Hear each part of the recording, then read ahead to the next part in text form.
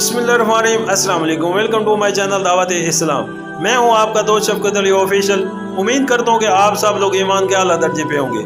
सूरत आल इमरान के आयत नंबर 104 का तर्जुमा, तुम में कुछ लोग तो ऐसे जरूर ही होने चाहिए जो नेकी की तरफ बुलाएं, भलाई का हुक्म दें और बुराइयों से रोकते रहें। जो लोग ये काम करेंगे वही फलाह पाएंगे।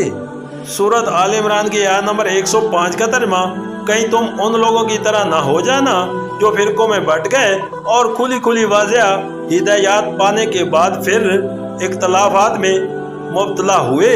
जिन्होंने ये रवैश इख्तियार की वो उस रोज सख्त सजा पाएंगे। सूरत आल इमरान हैशिया नंबर 86।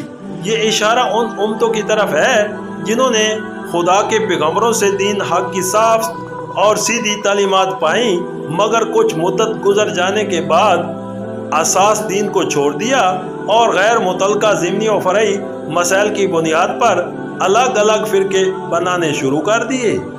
फिर फजूल वाला यानी बातों पर झगड़ने में ऐसे मशगूल हुए कि ना उन्हें उस काम का होश रहा जो अल्लाह ने उनके सपुर्द किया था और ना अकीदो इखलाक के उन बुनियादी असूल से कोई दिलचस्पी रही जिन पर दर हकीकत इंसान की फलाह और सादत का मदारा है।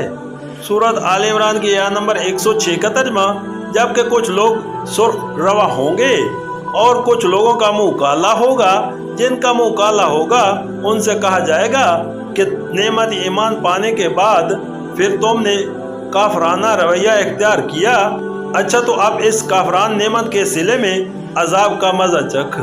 सूरत आल इमरान की आयत नंबर 107 का तर्जुमा, रहे वो लोग जिनके चेहरे रोशन होंगे तो उनको अल्लाह के दामन रहमत में जगह मिलेगी और हमेशा वो उसी हालत में रहेंगे।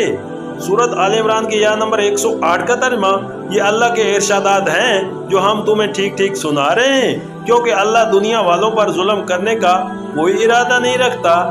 सूरत आल इमरान हैशिया नंबर 87, यानी क्योंकि अल्लाह दुनिया वालों पर जुल्म करना नहीं चाहता इसलिए वो उनको सीधा रास्ता भी बता रहा है और इस बात से भी उन्हें कबल अज वक्त आगाह किए देता है कि आखिरकार वो किन अमूर पर उनसे बाज पर्श करने वाला है। उनके बाद भी जो लोग गजरवी इख्तियार करें और अपने गलत और तर्ज अमल से बाज न आए वो अपने ऊपर आप जुल्म करेंगे। सूरत आल इमरान की आयत नंबर 109 का तर्जुमा, ज़मीन व आसमान की सारी चीज़ों का मालिक अल्लाह है और सारे मामलात अल्लाह ही के हजूर पेश होते हैं।